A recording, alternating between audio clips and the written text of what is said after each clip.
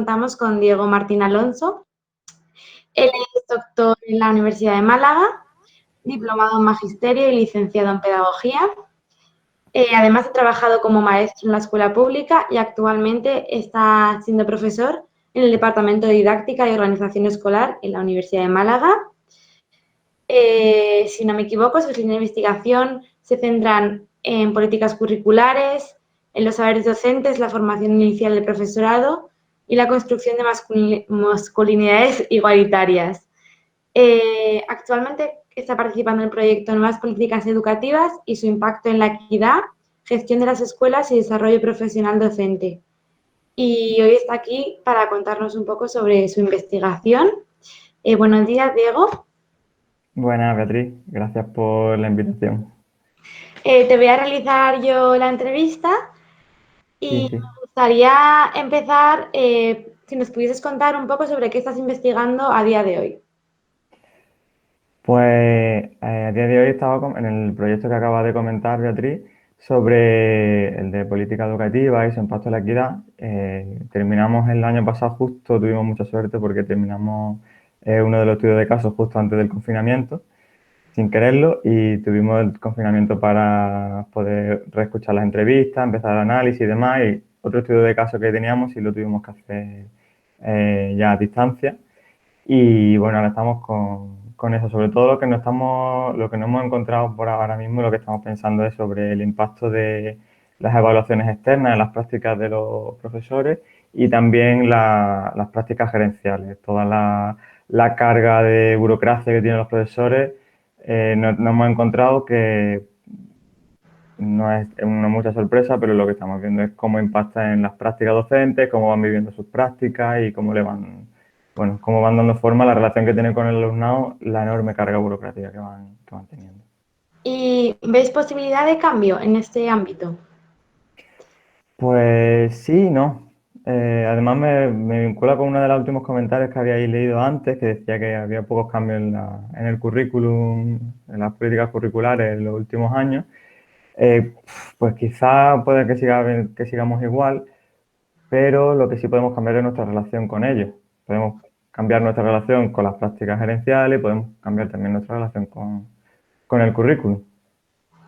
Quizá Vale. por ahí es por donde pueda ir nuestra disposición, no tanto a esperar cambios de los demás, sino quizá cambios que sí podemos hacer nosotros y que están en nuestras manos. Tomar un papel más activo Ujú, en nuestra responsabilidad. Y en relación un poco a tu tesis doctoral, que ya la has acabado, se titulaba El tejido curricular, ujú. ¿correcto? Sí. ¿Cuál fue la razón que te llevó a investigar sobre este tema? Pues coincidió que yo hice el plan de investigación que tenías que presentar para entrar al programa cuando estaba yo trabajando de maestro y estaba concretamente trabajando en un cole que está en un pueblo de aquí de Málaga, que estaba, el cole, toda la alumna que venía de ese cole estaba en la zona más marginada del pueblo. Entonces, bueno, pues tenían unas necesidades muy particulares propias de su contexto económico y social, como decía, de marginación. Y claro, a mí lo que me exigían la inspectora que vino alguna vez y lo que me exigía incluso el propio centro era trabajar pues una serie de contenidos que yo conocía a los niños, iba entrando en relación con ellos y para mí eso era un choque muy bestia, ¿no? Digo, pero ¿cómo estos niños, en ese momento estaba como profe de inglés, cómo estos niños yo voy a estar trabajando sobre estas cuestiones cuando yo estoy viendo claramente que necesitan otras radicalmente distintas? Y para mí eso era una fuente de frustración, de tensiones, de conflictos. Yo llegaba a casa cabreado. Y coincidió que estaba haciendo el proyecto, coincidió que sobre el mes de abril, mayo, y tenía que hacer el proyecto de investigación. Y dije, bueno, pues quiero hacerlo sobre el currículum y quiero verlo sobre qué es el currículum, qué sentido tiene en la escuela y cuál es su lugar y cuál es mi relación como docente con los programas curriculares. Y bueno, por ahí empezó un poco la idea. Es curioso además porque, bueno, desde mi experiencia, durante el grado, yo hice grado magisterio y no tenía la formación suficiente a la hora de enfrentarme a las prácticas, de realizar adaptaciones curriculares y de entender que el currículum va más allá de lo que se plantea en la ley. Entonces, Totalmente. es muy interesante. Una vez realizada la tesis, ¿cuáles podrías decir qué son las aportaciones de tu trabajo de investigación? Pues bueno, es muy osado intentar abordar, pensarlo como aportaciones y segundo, sintetizarlo así en poco, pero quizás lo podría señalar dos cuestiones. La primera es lo que llegaba a nombrar, ya no recuerdo si lo leí antes o fue una adaptación terminológica, pero lo llamo la tesis como tensiones curriculares. Digamos que una primera aportación, por llamarlo así, sería la identificación de estas tensiones. ¿Qué significa, así grosso modo? Significa que yo identifico lo que se llaman los planes curriculares, que es lo que tradicionalmente entendemos por currículum, ¿no? Que son los objetivos que se esperan que el alumnado adquiera al final de un periodo, de una etapa escolar. Pero lo que nosotros podemos plantear en un programa, en un plan, no va a ser nunca lo mismo que va a aprender el alumnado en su experiencia en el aula. Lo que el alumnado aprende tiene una naturaleza y tiene una dimensión totalmente distinta a lo que podamos diseñar, ¿no? Entonces, para nombrar esto que el alumnado aprende en el aula, hay varios autores que hablan del currículum vivido. Entonces, identificando estos dos mundos curriculares, lo que aparecen son tensiones entre lo que nos demandan que tengamos que hacer y lo que nosotros vivimos en relación con los niños y las niñas en las escuelas, ¿no? Y entonces estas tensiones podríamos decir que son inherentes al oficio docente. Siempre van a estar ahí porque la escuela es institucional, es una institución, tiene una dimensión social y, por supuesto, tiene que haber unos diseños y unos programas curriculares al tiempo que cada criatura es singular y nos va a venir con unas necesidades que no pueden estar previstas en ningún programa. Entonces, tenemos que movernos en esas tensiones y tenemos que buscar la manera de que no se conviertan en conflictos, que puedan ser, como llaman en algunos autores, que puedan ser tensiones fructíferas. Y por hablar de otro bueno, sintetizándolo como tú dices, como aportación, sería que pensando esto de que el currículum vivido, que lo que aprenden en el aula los niños y las niñas es de otra naturaleza y que tiene que ver con lo que aprenden en la experiencia vivida en el aula, es decir, en la relación con los docentes, podríamos situar en el centro del sistema educativo y de la escuela la relación docente y alumno o alumna, ¿no? Entonces, esto lo que significa es que los docentes no son técnicos ni podemos tratarlo desde con una mirada pues, paternalista o de desconfianza cuando los planes curriculares queremos todo hacerlo como muy exhaustivo y decirle tienen que aprender en primer ciclo esto y esto. Luego los estándares de aprendizaje, todo esto. Es como una suerte de desconfianza de que las maestras o los maestros no saben lo que tienen que hacer, ¿no? Y esto tiene que ver con lo que ha preguntado Pablo en la parte anterior, que ha preguntado, entre la pregunta y afirmación, cuando decía que cómo podemos transformar el discurso feminista en educación feminista, ¿no? Pues precisamente yo creo que tiene que ver con esto, ¿no? Con pensar que tiene que ver con las relaciones, más allá de que lo podamos plantear como un contenido, tiene que ver con cómo entramos en relación nosotros con el alumnado y nuestra propia relación con el conocimiento. Si mi relación con el discurso feminista es la de yo tengo que vivir esto como soy yo como hombre, que tiene que ver conmigo todo esto, cuando yo vaya al aula, con mi estudiante, en este caso la universidad, me voy a mover desde ahí, ¿no? Y se va a poner en juego todas estas cuestiones de, por ejemplo, de género, ¿no? Sí, lo podríamos dejar ahí. Me parece que no es osado decir que son aportaciones reales.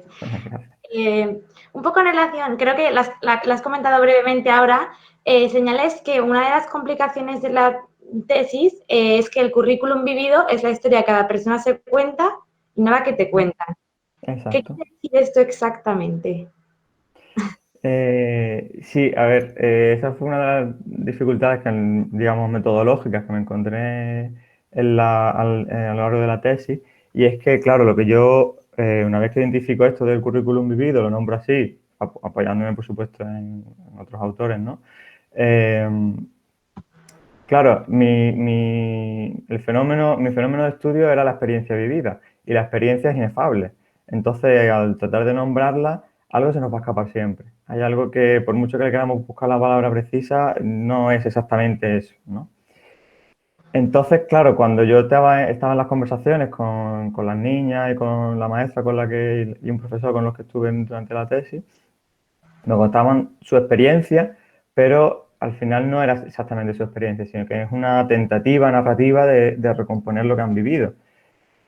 Y bueno, como nos dice Mairena, el apócrifo de Machado, que cuando un hombre algo medianamente sabio se mira por dentro, comprende la absoluta imposibilidad de ser juzgado con mediano acierto por quienes les miran por fuera. Entonces, bueno, tú me puedes contar algo y cualquier intento mío de interpretar lo que tú estás viviendo, tengo que asumir, bueno, la distancia insalvable de que yo no sé lo que tú estás viviendo ni lo que tú estás construyendo de ti mismo. Entonces, bueno, siempre va a ser una tentativa de interpretación, ¿no? Nunca un posicionamiento firme de sí, yo ya conozco a Lucas y lo que quiere decir, ¿no? Claro, yo creo que este es un problema metodológico que en las ciencias sociales, especialmente la ciencia de la educación, nos ocurre. No estamos estudiando moléculas, estamos estudiando personas, estamos estudiando narrativas con una fuerte carga social. La parte de la memoria es importante y, bueno, es un reto. Eh, ¿Podrías señalar algún otro reto que te hayas enfrentado durante la tesis? Eh, sí, el reto podríamos decirlo, del dejarse llevar a nivel metodológico. Es decir, que el hacer una tesis, por lo que habéis contado, hay varias estudiantes de doctorado por aquí, seguro que me entenderéis. Hacer una tesis más allá, aunque también el aprendizaje de todo el contenido sobre el que estás investigando, todo ese conocimiento, tiene que ver también con un proceso personal y de crecimiento muy bestia. Y tiene que ver con un dejarse llevar, por decirlo así a lo bruto, ¿no?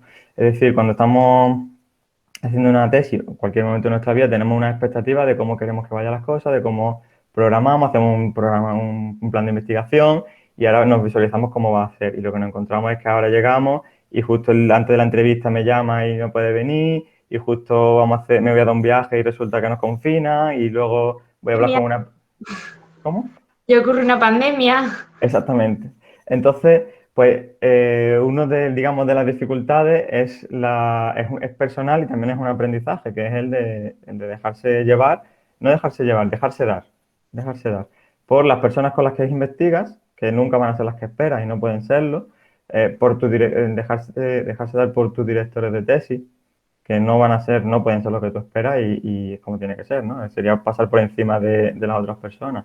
Y también dejarse dar por el devenir de los acontecimientos y bueno, perder el camino que tenías programado y transitar el que se te abre. Pues me tomo esto como un consejo, que estoy en el primer año, así que me intentaré dejar llevar. Sí, si no, la frustración puede ser enorme. Otra cosa que indicas en la publicación de tu tesis es que durante los 4 años doctorales has vivido según la siguiente premisa. Donde otros ven problemas, un payaso encuentra aventuras apasionantes. Ujú. ¿Qué significado tiene esto para ti? Pues tiene que ver con esto que acabamos de hablar, ¿no? De que hay una circunstancia X y somos nosotros las que llenamos de significado esa circunstancia. Entonces, puede ser que haya una pandemia y el significado de la que la llenamos es de que esto es un problema. O puede ser que le llenemos del significado de, bueno, es una oportunidad para tener conversaciones con alguien a través de Google Meet con quien de otra manera no las tendría, porque no estaba normalizado estos encuentros que estamos teniendo últimamente, ¿no? Entonces, bueno, pues se trata de cómo damos sentido y significado a lo que vamos viviendo y que pues, en vez de frustrarme porque no puedo hacer lo que esperaba, pues lo aprovecho para aprender o para acogerme a lo que venga, que no es lo que quería, pero también se puede aprovechar, no solo porque no fuese esperado, no, no es algo mm, negativo.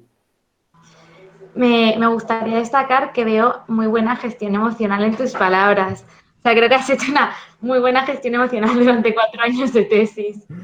Bueno, Y es el trabajo de la tesis, sí. en relación a esto, la pregunta que se hacen todos los doctorandos, ¿hay vida durante el doctorado y después del doctorado? Un poquito a todos Eh, han estado escuchando así de este ámbito. sí, yo diría que sí, pero antes que eso yo diría que hay vida en el doctorado. El doctorado ya es vida. Y lo que como estamos diciendo es un proceso de aprendizaje y la vida pasa durante el doctorado, ¿no? No es una pausa a la vida. Y después del doctorado sí hay vida. Es precaria porque cuesta, en el sistema en el que estamos, pues cuesta estabilizarse, cuesta saber en qué departamento va a estar, qué va a trabajar, si puedes investigar, etcétera. Pero también hay, no sé, llevo un par de años, el año pasado tuve una beca postdoctoral y este año estoy ya como profesor sustituto y estos 2 años para mí a nivel profesional están siendo muy ricos porque la investigación sigue estando ahí, pero no tiene la presión de la tesis, con lo cual pues yo me estoy dedicando principalmente a la docencia sin abandonar la investigación y la docencia yo personalmente la disfruto un montón. Yo soy maestro en la universidad ahora, pero yo soy maestro y para mí están siendo una experiencia muy, muy rica. En relación a esto, ¿te has planteado en algún momento dejar la vida académica y volver a la docencia en la escuela? Sí, sí. Este es el eterno dilema. La semana pasada estuve en una escuela, en una de las escuelas en las que hice la tesis, para visitar a la maestra y yo estaba allí con los niños y las niñas y estaba muy a gusto. Pero luego por la tarde voy a la universidad y estoy con mis estudiantes y también los retos pedagógicos que me plantean, los dilemas, las situaciones en las que te van colocando, la verdad es que es un trabajo el de profesor de universidad. El encuentro con los estudiantes y con el conocimiento es muy estimulante, la verdad. Yo por ahora me quedo aquí. En relación a esto, me gustaría plantearte qué opinas de la distancia que existe entre la práctica educativa en las escuelas y la academia y las universidades, porque hay mucha distancia entre estas dos instituciones que deberían estar mucho más ligadas y lo están en otros países. ¿Qué opinas sobre esta distancia? Pues es una cuestión muy compleja, Beatriz. Eh, y no sé, habría que abordarla de una manera bastante poliédrica. Y tiene que ver con distintas cuestiones. Una es la que decíamos antes de esta visión hegemónica del oficio docente como un oficio técnico, ¿no? De aplicación de metodología. En tanto que nos podemos mover consciente y conscientemente desde este lugar, bueno, pues claro, la universidad es la que crea el conocimiento y los maestros son los que lo aplican. Y generamos esa brecha que es falsa eh, porque en realidad el oficio docente no es técnico. Entonces ya nos encontramos con que, uy, es que no hay relación, claro, porque también nos movemos desde esta perspectiva que no es la que debería ser, ¿no? Eh, y luego también tiene que ver bueno, pues con otros asuntos, se quedarán muchos, ¿no? La pregunta es muy vasta para abordarla, pero por comentar lo que decía al inicio, tiene que ver también con estas prácticas gerenciales y también con la tecnología de la performatividad que se ha instalado en las escuelas, cuando se trata de crear una performance, ¿no? De llegar a unos objetivos finales, de unos niveles de desempeño. Lo importante son los resultados finales, que son los que están en los planes curriculares. Ya definimos los objetivos, ya bien sean los planes curriculares o las evaluaciones externas, que de alguna manera quieren decirnos lo que hay que hacer en la escuela, por ejemplo, el informe la prueba PISA y demás, ¿no? Entonces, cuando nos centramos en los resultados, el oficio docente se centra en ser eficiente. Tenemos que hacer esto cuanto antes mejor. Y aquí lo que volvemos otra vez a lo mismo, la cuestión es lo metodológico, es la aplicación y obviamente aquí no hay diálogo con el conocimiento y con los saberes pedagógicos, que uno de sus lugares es la universidad. Entonces, de repente desaparece la necesidad o la urgencia de crear estos lazos con el conocimiento y con los saberes pedagógicos. En cualquier, Y de hecho es la famosa pregunta que yo ya he recibido y seguro que tú también es, ¿en educación se investiga? Pero un doctorado en educación. sí, sí, sí. Cambiando un Y poco de tema, sí. dices que parece que en la actualidad ya no vale con hacer buenas vasijas, que hay que hacer muchas y que parezcan buenas. Y de hecho, que sean buenas consideras que es otro asunto. ¿A qué te refieres con esta frase? Esa frase me imagino que la habrás leído la citaba al final de mi tesis. Es de una novela de Saramago, de La Caverna, en la que el personaje protagonista eh, Es un orfebre que tiene su fábrica ya antigua y le dedica mucho tiempo, mucho cariño a cada una de sus vasijas. Y lo que está viendo es cómo está perdiendo la demanda de trabajo porque está lo que llama el Saramago el centro con mayúsculas, que es un centro comercial muy grande, que cada día crece más y más y más y más. Y desde ahí lo que le reclaman es que fabrique muchísimas muy rápido y aunque sean de mediana calidad no pasa nada. Lo importante es que se vendan muchas, ¿no? Pues un poco esto es lo que pasa con la investigación, al menos en educación, creo que en el resto de áreas de conocimiento también, ¿no? Que nos piden que produzcamos mucho, muy rápido, cuanto más mejor, y que la calidad sea mediocre, bueno, eso es lo de menos, lo importante es que sea un JCR. Y a partir de ahí ya, el resto ya lo vamos viendo, ¿no? Entonces, dentro de ese sistema, también lo que tenemos es que la universidad, como decíamos, es un espacio de encuentro con el saber y con los estudiantes. Y son cosas incompatibles, pero que están al mismo tiempo, ¿no? Y bueno, se trata quizás de buscar el equilibrio entre una cosa y otra, mientras luchamos por revertir este sistema competitivo y también performativo. Todo gira un poquito en torno al papel donde nos colocamos nosotros a la hora de estudiar, investigar, trabajar. Ujú. Y ya una última pregunta en relación un poco a la situación que estamos viviendo actualmente, el contexto de toda la pandemia que estamos viviendo. ¿Qué retos ha traído a los estudios curriculares, a la parte burocrática, a todo el currículum, todo lo que has mencionado durante toda la entrevista? En la escuela, en la universidad, Puedes explayarte por donde quieras. pues lo vincularía un poco con algo de lo que hemos mencionado antes, y es que para mí, la relación en la formación docente en la universidad tiene que ver no con la transmisión de información, sino con el cuestionarnos cuál es nuestro lugar como maestro, cuál es nuestro lugar en la escuela, en la relación con el alumnado, ¿no? Entonces, para cuestionarnos esto y que son preguntas que se tienen que abrir las estudiantes de magisterio, se tienen que abrir en nivel personal, no solo de conocer a Piaget o conocer a Freire o conocer a quien sea, ¿no? Sino de qué tiene que ver Freire conmigo, con mi día a día. Esto solo se puede hacer en una relación personal, ¿no? Y tiene que ser una relación corpórea, en el encuentro, en el aula, ¿no? ¿Qué es lo que pasa? Que esto de encontrarnos, que llevamos un año con relaciones a través de Google Meet, pues dificulta muchísimo esta pedagogía desde la que nos situamos, ¿no? Con mi grupo de trabajo. Pero, como decía, bueno, no es un problema, sino que es la circunstancia en la que estamos y al mismo tiempo pues se puede aprovechar, porque, por ejemplo, en una asignatura que justo termino esta semana, lo que hemos tenido son muchos encuentros virtuales con maestras que de otra manera no habríamos tenido. Pues hemos podido tener encuentros con una maestra que está en Sevilla, otra maestra que estaba en un pueblo de Málaga. Entonces, bueno, son otras circunstancias y tenemos que aprovecharlas en la medida en la que estamos. Que de alguna manera esa es la pedagogía, consiste en eso, no en proyectar algo y conseguir algo de la escuela ideada, sino con las cosas que tiene y los niños con los que está, pues apañártelas, ¿no? Yo creo que la pedagogía es eso. Me gustaría despedirnos diciendo que esperemos que os haya gustado este nuevo capítulo y que nos sigáis escuchando. Recordaros que podéis seguir la actividad de la asociación a través de nuestras redes sociales, en Twitter como @soc_invest_edu y en Instagram como @asociación_est_investigación. Y si queréis poneros en contacto con el equipo podéis escribir también un correo a asociacioninvestigación@gmail.com. Esperamos vuestras interacciones. ¡Hasta pronto!